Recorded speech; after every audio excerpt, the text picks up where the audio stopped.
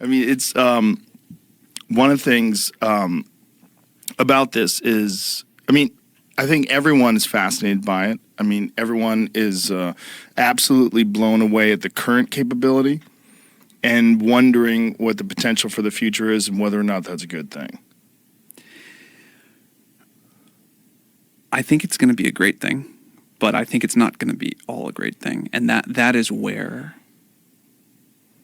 I think that's where all of the complexity comes in for people. It's not this like clean story of we're going to do this and it's all going to be great. It's We're going to do this. It's going to be net great, but it's going to be like a technological revolution. It's going to be a societal revolution. And those always come with change. And even if it's like net wonderful, there's things we're going to lose along the way. Some kinds of jobs, some kinds of parts of our way of life, some parts of the way we live are going to change or go away. And no matter how tremendous the upside is there, and I believe it will be tremendously good, there's a lot of stuff we got to navigate through to make sure. That's a complicated thing for anyone to wrap their heads around, and there's deep and super understandable emotions around that. That's a very honest answer. That it's not all going to be good, but it seems inevitable at this point. It's definitely inevitable. My view of the world, when you're like a kid in school, you learn about this technological revolution and then that one and then that one. And my view of the world now, sort of looking backwards and forwards, is that this is like one long technological revolution.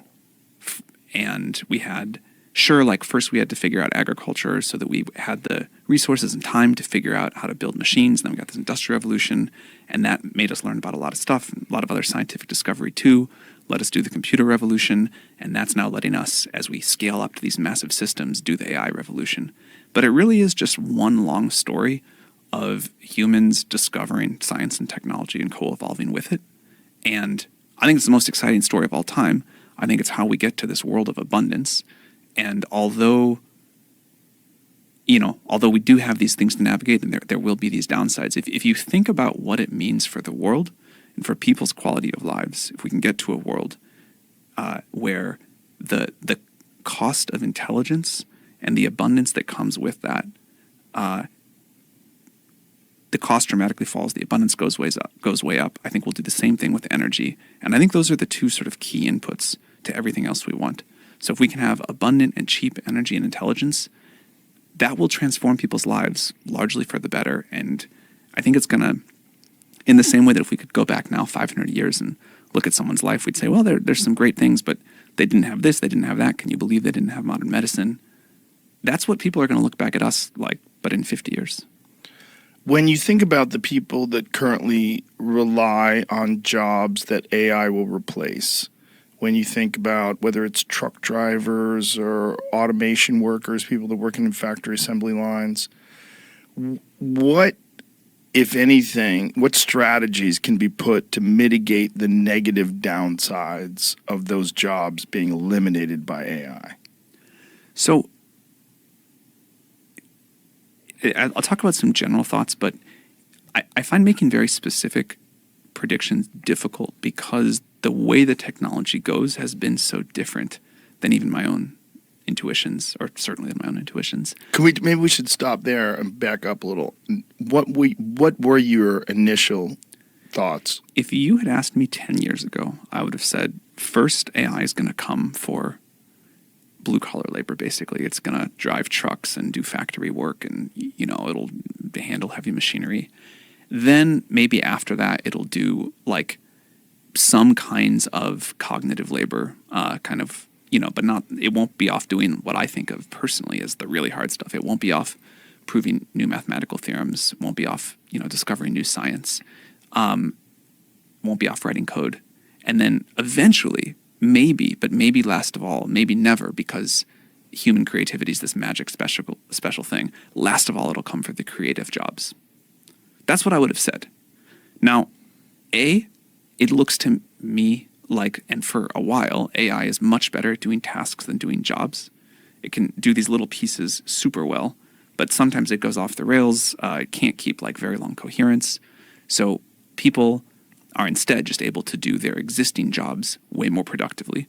But you really still need the human there today. And then B, it's going exactly the other direction. could do the creative work first, stuff like coding second. They can do things like other kinds of cognitive labor third, and we're the furthest away from like humanoid robots. So back to the initial question. If we do have something that completely eliminates factory workers, completely eliminates truck drivers, delivery drivers, things along those lines, that creates this massive vacuum in our society. So I think there's things that we're going to do that are good to do but not sufficient. So I think at some point we will do something like a UBI or some other kind of like very long-term unemployment insurance something, but we'll have some way of giving people, like redistributing money in society as a cushion for people as people figure out the new jobs. But, and maybe I should touch on that. I'm not a believer at all that there won't be lots of new jobs. I think human creativity, desire for status, wanting different ways to compete, invent new things, feel part of a community, feel valued, that's not going to go anywhere. People have worried about that forever. What happens is we get better tools and we just invent new things and more amazing things to do. And there's a big universe out there. And I think, I mean that like literally, in that there's like space is really big, but also there's just so much stuff we can all do if we do get to this world of abundant intelligence where you can sort of just think of a new idea and it gets created. But again, that doesn't, to the point we started with, that doesn't provide like great solace to people who are losing their jobs today. So saying there's going to be this great indefinite stuff in the future, people are like, what are we doing today?